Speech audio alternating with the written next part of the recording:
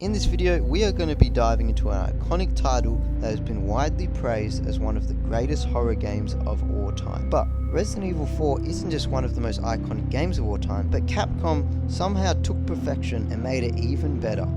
The Resident Evil 4 Remake, released in 2023, which was 18 years after the original game's release, and it is a full reimagining of a masterpiece.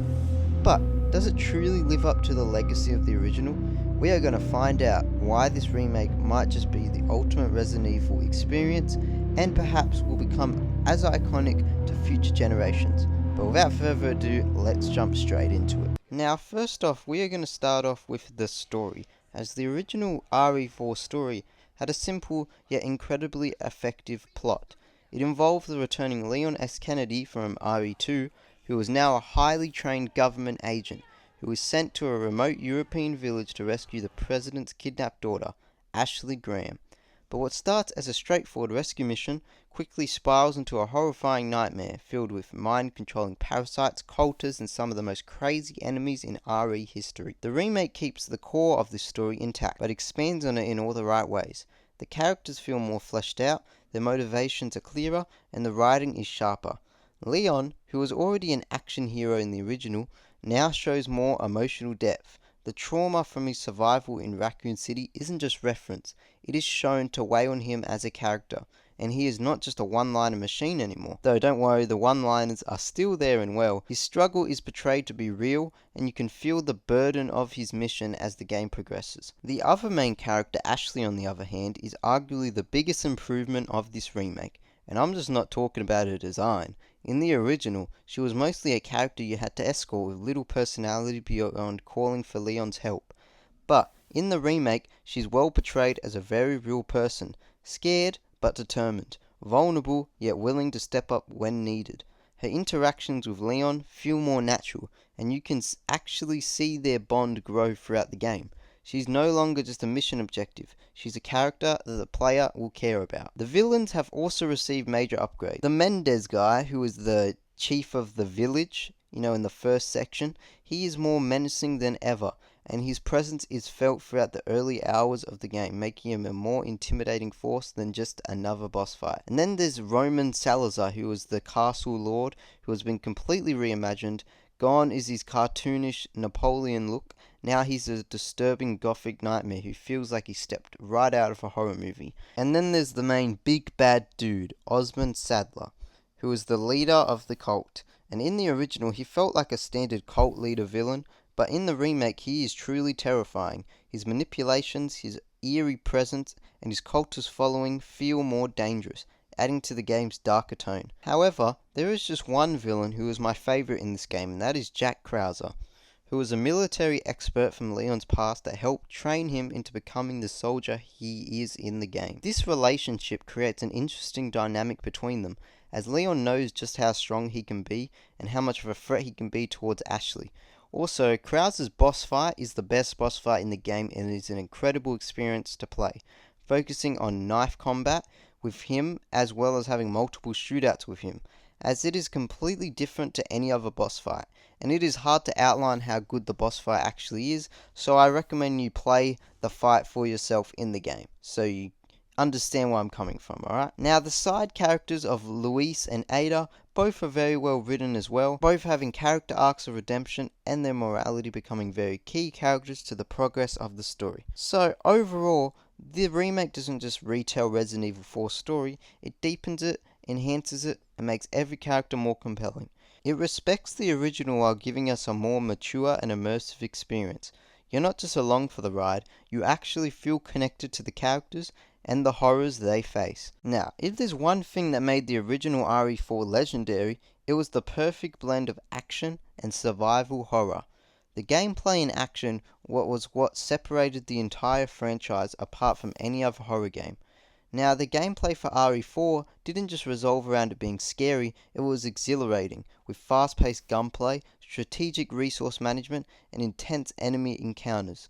The remake keeps that same core experience but elevates it in every way. The biggest change is how Leon controls. In the original, you had to stop and aim before shooting, which added tension but could feel clunky at times. But in the remake, Leon is faster, more agile, and deadlier than ever. You can now move while aiming, giving you more control in combat, and makes fights feel smoother, while still maintaining the series' signature intensity. And the gunplay is incredibly satisfying. Every weapon feels impactful, from the iconic Red 9 handgun to the devastating shotgun that sends enemies flying. The hit reactions have been completely revamped. Enemies stagger, flinch, and react to when they've been shot. Blowing off an enemy's leg makes them stumble, while a precise headshot might trigger the horrifying Plagas mutation. Speaking of which, the melee system has been completely reworked. The original had Leon delivering roundhouse kicks and suplexes after stunning enemies, and that's still here. But now it feels more brutal and tactical. Staggering enemies creates real opportunities for crowd control, making melee combat feel just as essential as shooting. And then there's the knife, which is no longer just a backup weapon. The knife is now a crucial tool for survival. You can use it to parry enemy attacks, break free from grapples, and even deliver stealth kills.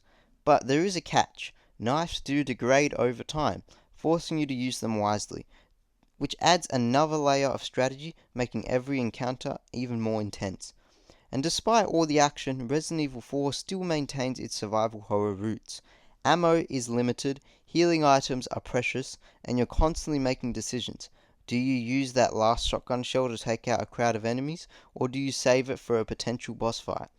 And finally, the merchant returns, offering upgrades, weapons, and special items, but you'll need money, which is pesetas, to afford them. Just like before, you can sell treasures you find throughout the game, but now some of them have combinable parts, making looting and exploring more rewarding than ever. And, I'm always pleased to see that purple light when I'm playing in the game, and don't tell me you aren't too. By the way, if you're enjoying this video and want to see more videos like this, then consider subscribing, because we publish all kinds of reliable gaming content that I'm sure you will enjoy. Anyways, back to the video. Now moving on, the world of Resident Evil 4, or the remake, is a stunning mix of horror and realism. Gone are the slightly goofy, overall bright visuals of the original. This version is darker, moodier, and way more immersive. The village at night, absolutely haunting. The castle, even more gothic and forbidding. The RE engine works wonders here. The lighting effects add depth to every scene, from flickering torches in dungeons to eerie moonlight casting shadows through the trees. Rain effects, character models, and textures are all top tier in this game, making this one of the best looking survival horror games ever. And then there's the sound design. The creaks of a wooden floorboard, the distant groans of an enemy, or the unsettling whispers of the cultists, all of it amplifies the tension. And if you're playing with headphones, good luck not getting paranoid after just a few minutes of walking around and playing.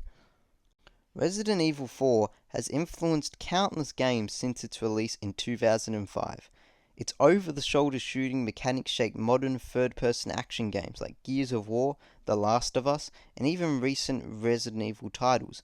So, did this remake need to exist? Some might argue no, but after playing it, it's clear that it wasn't just a cash grab. It was a necessary evolution. The remake respects the original legacy while making it accessible to a new generation of players.